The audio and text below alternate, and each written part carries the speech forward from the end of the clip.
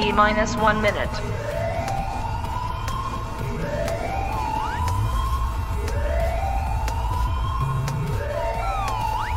T-minus 50 seconds.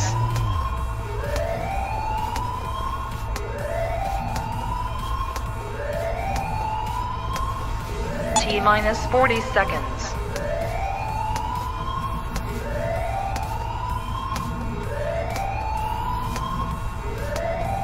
T-minus 30 seconds.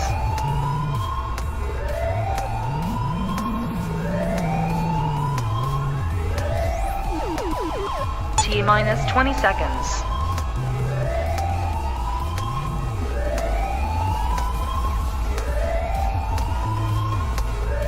Ten, 9, 8, 7, 6, 5, 4, 3, 2, 1, 0.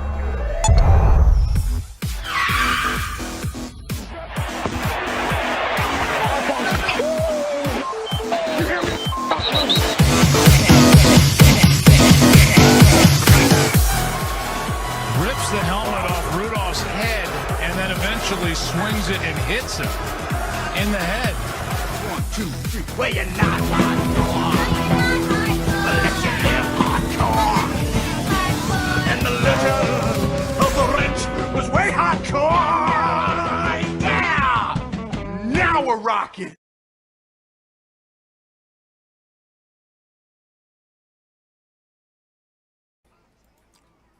What's up, everybody?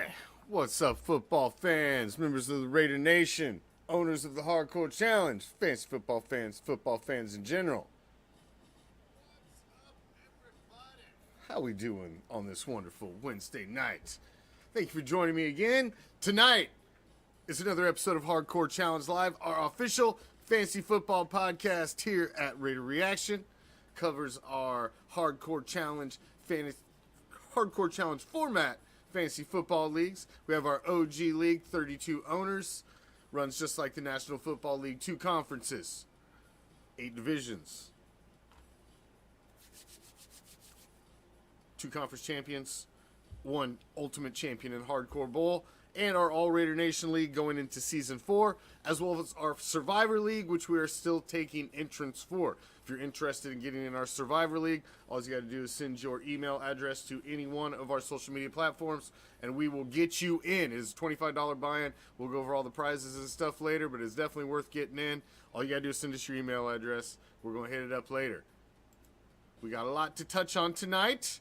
Tonight is one of my favorite shows for our Fantasy Football League. We have just finished our drafts. Everybody's gotten their draft grades from NFL.com. We kind of know who's looking like they're pointed in the right direction. We had our live draft. We televised first several rounds this weekend live here on the page. And tonight's our prediction special, where we predict the winners, the losers, the champions of both of our leagues as we head into Season 17 of our OG League and Season 4 of our All Raider Nation League.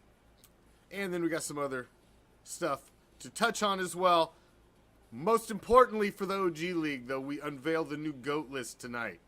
32 owners in our Hardcore Challenge OG League have been battling over 17 seasons. And there has been some shakeup on the GOAT list, the top 10 GOAT list. Shakeup at the top? No. A little bit of a shakeup near the top. And there may be a new name on the GOAT list as well. So, we've got some shit to get to. Let's hit it, shall we? Let's start out with the Hardcore Challenge All Raider Nation League Season 4 predictions. Let's start with that, shall we?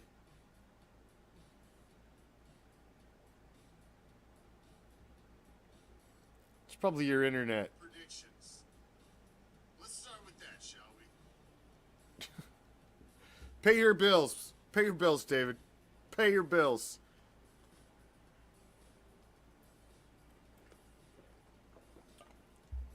Spleeve just wants a virtual fantasy football hug. That's all he's looking for. It's like, give me some cred. Well, Spleeve, we'll see how this works out for you. We're going to start with the All Raider Nation League first, and work our way up.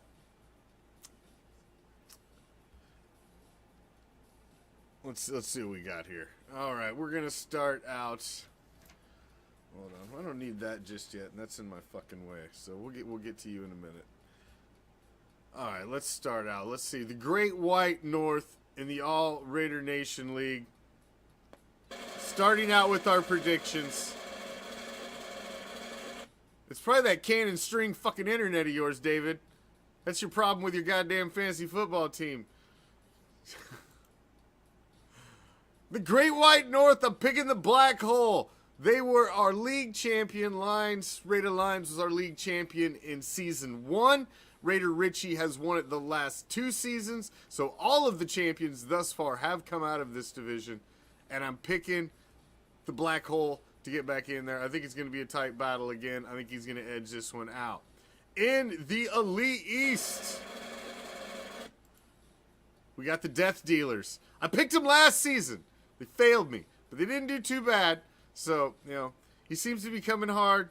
He's excited for this season. We'll see what he can do. We'll see what he can do. But I'm picking him Elite East champ in the Wild West division. We're looking at a repeat champion. Repeat champion, Shadow Raider. And in the Dirty South, I mean, let's just get right to it. I'm winning the Dirty South with my A rating draft. Lamar Jackson's going to be leading the way. Playoffs, but I'd picked you to win the division last season, see, so you didn't make my pick right. First wild card spot. I got the Haywood gang getting in there. I think it's going to be a tight one in the Wild West. I think he's just going to maybe miss out, kind of like last season. Going to grab that second spot. I got Raider Richie in the postseason. I don't have him winning the division again. I think it's going to be a tight race. I think he's going to lose it at the end. But I'm putting him in the playoffs. And to win it all, this season, season 5, the All Raider Nation League, I'm picking a repeat champion.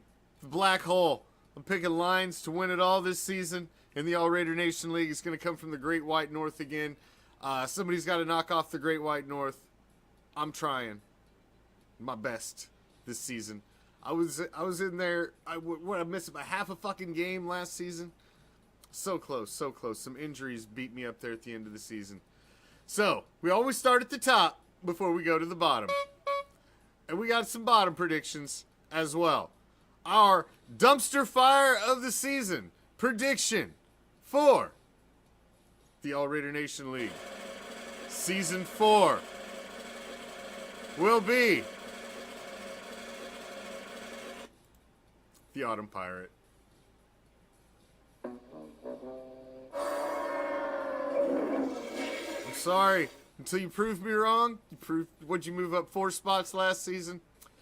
It's not enough. It's not enough to get out of the basement yet, David. See, that's what you get. It's almost like karma for you talking shit. Coming in. See, this is what you get. This is what you get. It was already pre-queued. Karma, come at you with the smack. Okay, boss. That's my predictions in the All Raider Nation League. All right, let's move over to the big league. Hardcore Challenge Season 17 predictions. Here we go. In the All Raider Nation League, in the AFC, I got Knox Vegas Anarchy winning the AFC. In the NFC of the Great White North, I got Lucky Number 11. In the Elite East, I'm sorry, Spleeve. I couldn't give you no division crown, man. Emmett Who has owned this fucking division since he has joined the league. Spleeve, you got to knock him off. You got to knock him off his perch this season. I mean, you got to admit, he's come in and he has owned your division. Bison Broncos hasn't even touched him since he's came in. It ain't just you. Take It Deep is winning the Elite East over in the NFC. In the Wild West division of the AFC, Stinky Pinky is going to win the division. In the NFC Wild West, predicting Black Hole to win the division. The Dirty South, back-to-back, going to be back-to-back Dirty South champs. The Raw Dog Nation.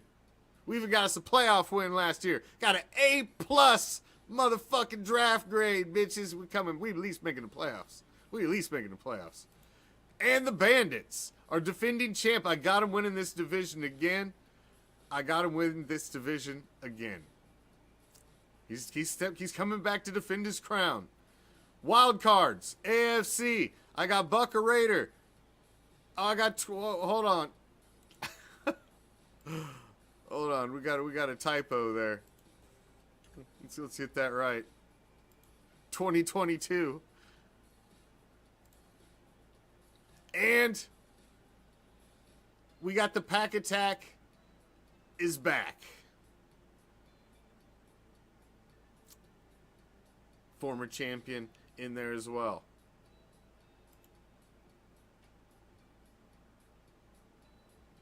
I got All-Pro Afro making the postseason. 3 from the Dirty South. I'm expecting a Dirty South resurgence. And Kilowattage making the postseason wild card in the NFC. Winning it all. Becoming the new AFC champion, conference champion this season. I'm picking Knox Vegas Anarchy in the NFC. Take it deep. These two will be battling it out. And it ends this season as the AFC will bring home the Mandeach Cup. Once again, it's been like 6 fucking seasons or some bullshit. The NFC's won it in a row. And Knox Vegas Anarchy is going to be the champion in season 17.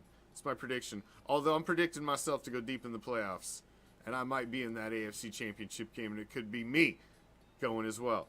But I wasn't going to pick me. But I just want to note, little footnote in this video, that I'm going to be right there. So if Kevin slips up, I'm taking it. And I may be playing Take It Deep in the goddamn Hardcore Bowl 17. So I think I got a squad this season. I really do. Now, of course, we went to the top. We got to go to the bottom here. David won't be the only one shamed. Dumpster fires. Let's start with the NFC first. Oh, ain't nothing good.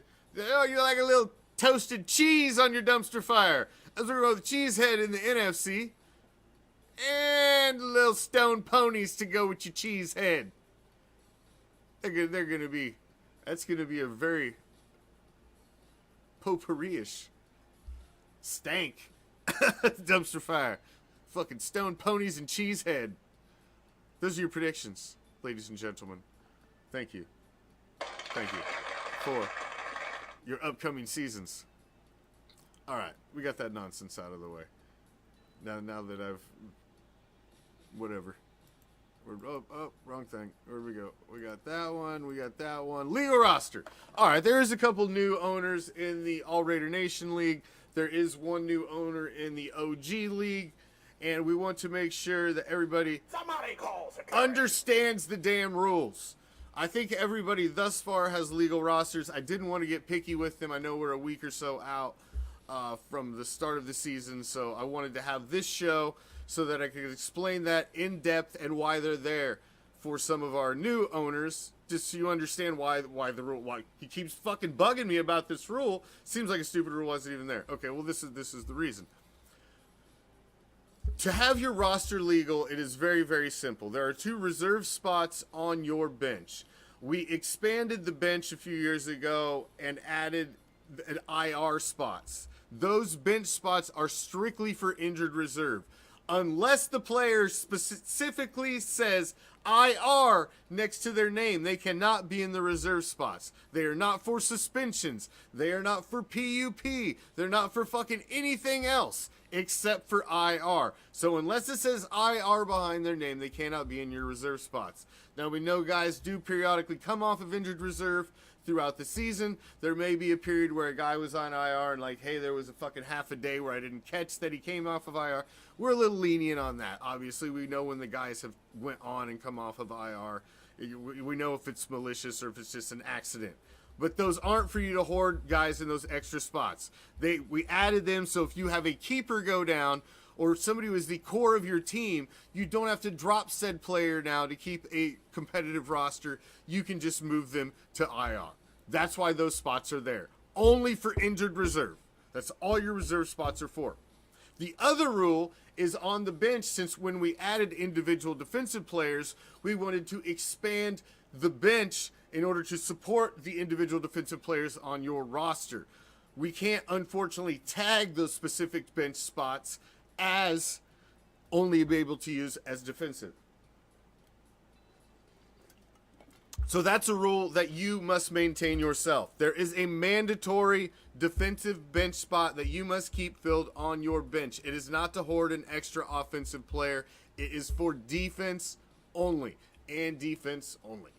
You can put a special teams guy, you can put team defense or an individual defensive player in it, but you must have one bench spot filled with a defensive player at all times and only IR in your reserve. If you do that, your roster is going to be legal and you're good to go. It's very, very simple.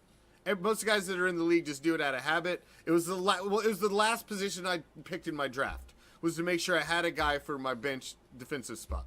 I mean, most of the guys in the league already know, but if you're new, I wanted to make sure you understood the history of why we have those rules. Trade rules, same. In the All Raider Nation League, I'm a little more flexible with the trades.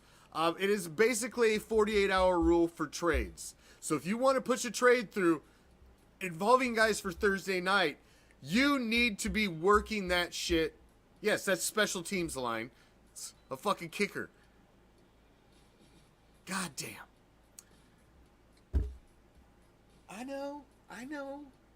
Yeah, it's some people's kids. I know. All right, moving on. 48 hours for a trade. So if you're thinking about trading somebody involved in the Thursday night game, you got to be thinking about it on Tuesday. Make that deal go through Tuesday night on what ahead of kickoff time, 48 hours out from Thursday. We're pretty strict on that in the big league because it was voted in beyond me. I liked being able to push the trades through quicker. It was fucking voted in by the owners that they want a longer trade period, so everybody gets a chance to see it, no matter what fucking work schedule you got. That way they got a chance to veto it if they don't like it before I just push it through. So that's why it's 48 hours. Now in the All Raider Nation League, I'm a little more lenient because I do like the competitive nature of being able to have game day trades. That's why I liked them before, because so you could make a trade on game day, shake some shit up like real owners. But no, I got voted out. It was too hardcore. I always liked 15 minutes before kickoff. If you can get me through a trade that I didn't think was completely bogus and have it ironed out 15 minutes before kickoff, I would always run the bitch through. But then a couple of them went through on a game day, and everybody got their panties in the wad. The commish got his hand slapped by the democracy of the league, and, here we are. 48-hour fucking rule. So, we're pretty tight on the 48-hour rule in the big league. A little more lenient in the All Raider Nation League, but I'm telling you, stick to it as close to as you can, and you'll just be good. 48 hours from kickoff, need to make shit happen. The GOAT list. It ain't easy to get on this list, let me tell you. It ain't fucking easy. This league is going into its 17th season, and this league morphed out of, man, I've been running about 2.5 decades. I've been running fantasy football leagues, and I'd had 2 leagues. I had a hardcore challenge, or an Iowa challenge league, and I had a Raider Nation league back at fucking goddamn 25 years ago. I started those leagues, and I was running each of them differently. How can you veto?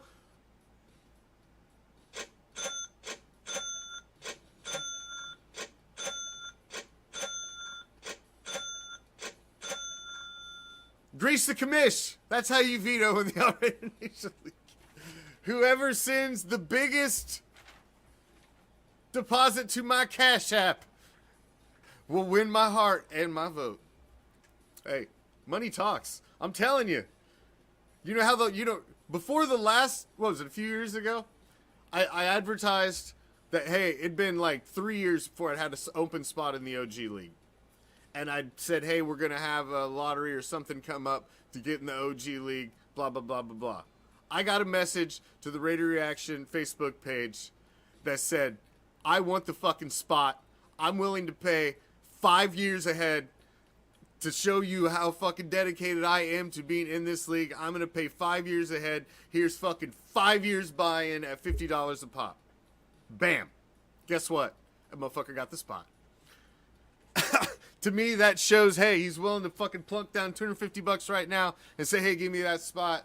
And, Now, pretty much, I'm not going to push anything through. If I think anything's shady, it's not going through. So there really shouldn't be any vetoes. You all have veto power. It's just, I will listen to you. If you think something shady went through and it's a bullshit trade, call bullshit. Throw your red flag up in the air. Blow your motherfucking whistle.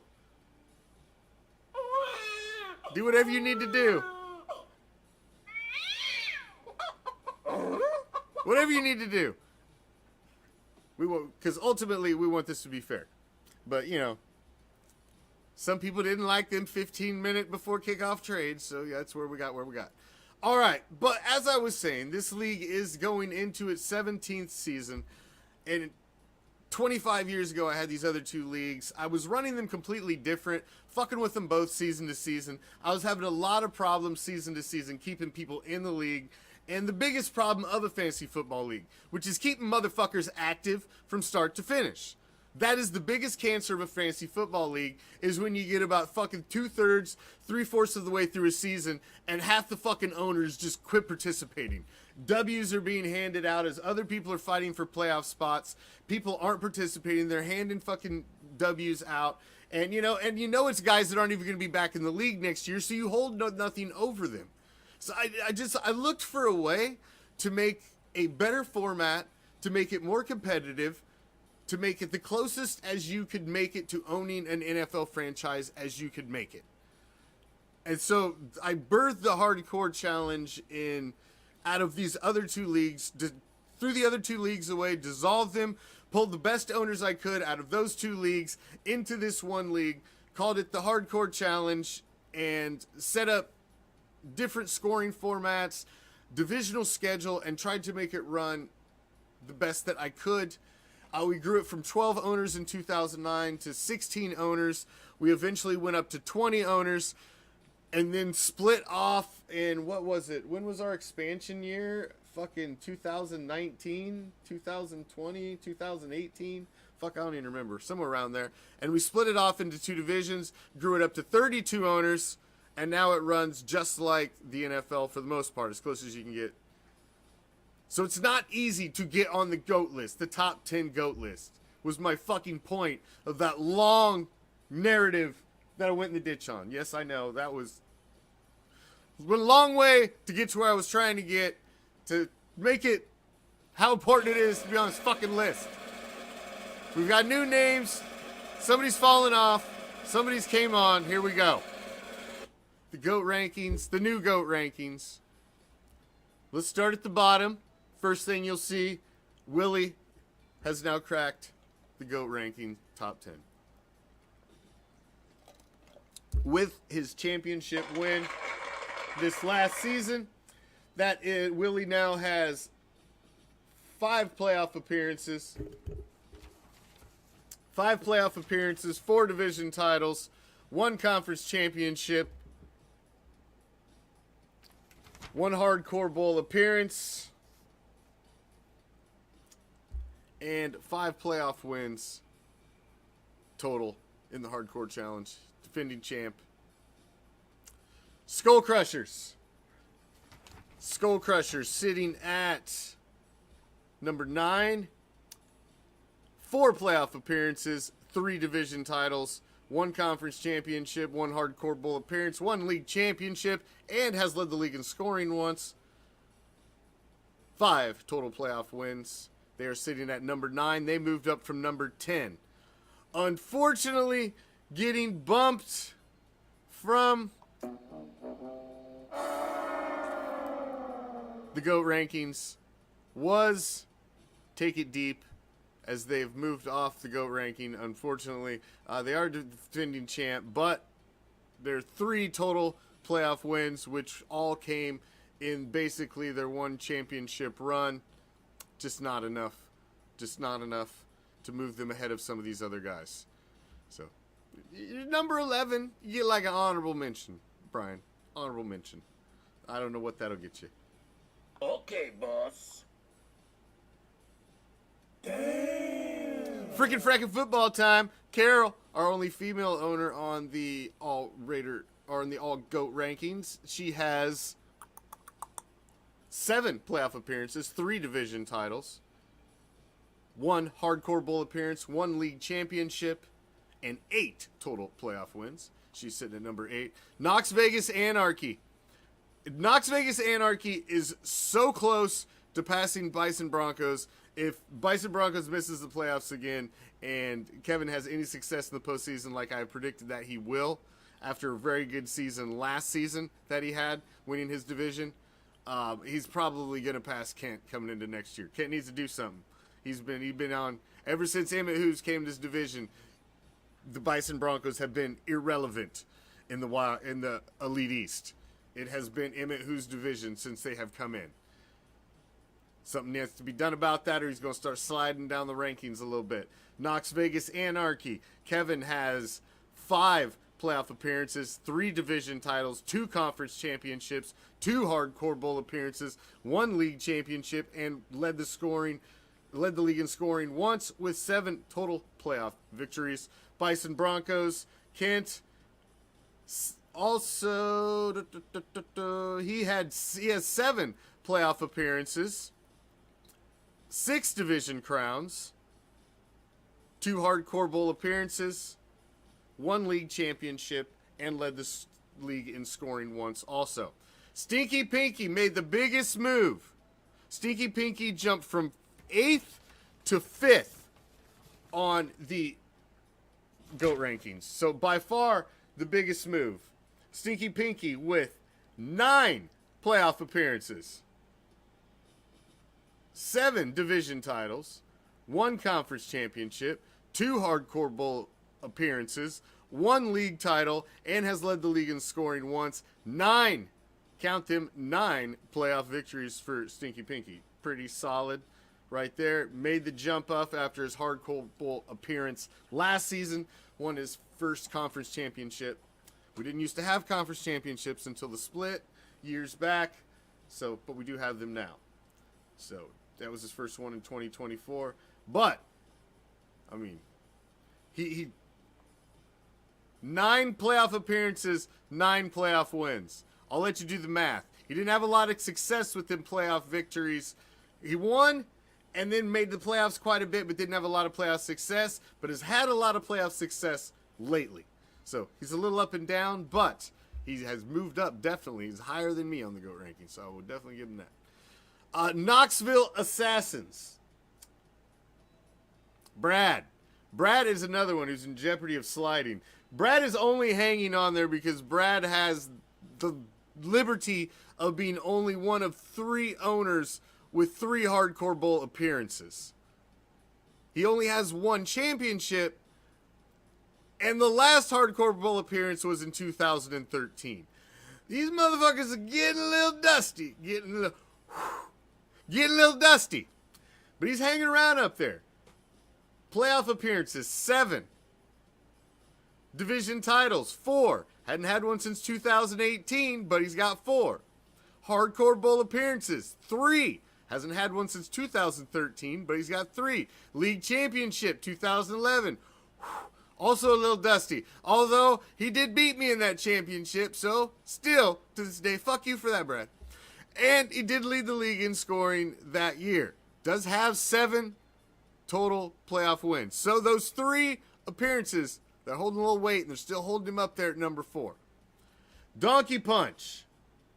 J-Dub. Sitting at number 3. 6 playoff appearances, 3 division titles, 2 conference championships, 3 Hardcore Bowl appearances, 1 league championship, and led the league in scoring once, 9 total playoff victories. I think you hear why he is sitting at number 3. Number 2, our only other multi-champion, our only back-to-back champion, Corey Pack is back. He has 6 total playoff appearances, 4 division crowns, 2 conference championships, 2 Hardcore Bowl appearances. Both of those he won back-to-back in 20 and 21. 7 total playoff wins. He is sitting at number 2 on the GOAT rankings because of those 2 Hardcore Bowl wins and back-to-back champions. And answer to the master, our winningest champion in the league. The cup is named after him, the Mandich Cup. He has won the championship 3 times. He has, count them, 1, 2, 3, 4, 5, 6, 7, 8, 9, 10, 11. He's on a little bit of a drought, though.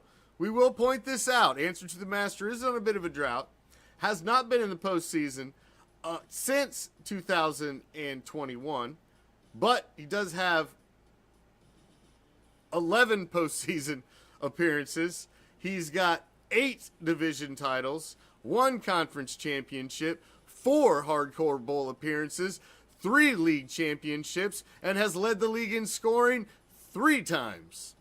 Has not been a champion since 2018, though, so he has struggled a little bit in this larger format since we split off into the bigger conference. But he did have a Hardcore Bowl appearance and win in the split in 2018. So he's got it done in basically all format of our league. That's why he is got the cup named after him. That's the number 1. That's what you're chasing. That's our GOAT rankings. They will not change until next season. So we will put away the scroll and wrap it up. Nothing changes on this bitch until the playoffs of this year.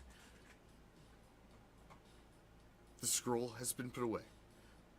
All right. Survivor League. If you're interested in getting in our Raider Nation Survivor League, it is $25 to play.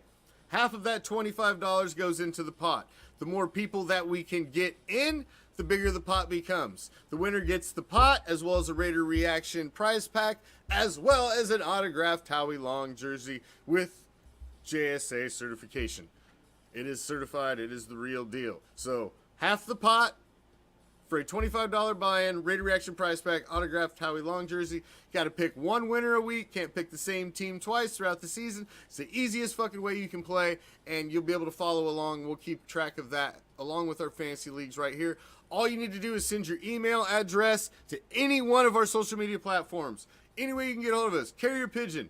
Pay a midget to run up to the door. Whatever you got to do. Yo, mama. You can pay her too.